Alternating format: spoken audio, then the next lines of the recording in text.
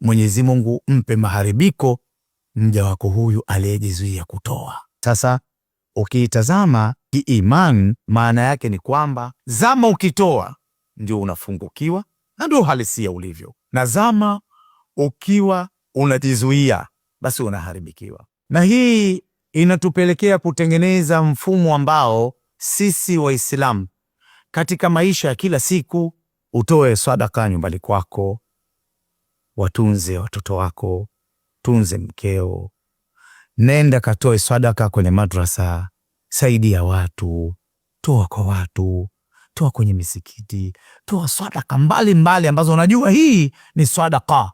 Wa kuweza kulisha watu lisha, wa kuweza kuwapa watu mitaji toa, wa kuweza kuwajengea watu majumba, kaambia nyinyi walimu wa madrasa, nyinyi walimu wa shule, nyinyi mayatima, kaeni hapa, toa. Nafasi ya kutoa inabakia kuwa kwako.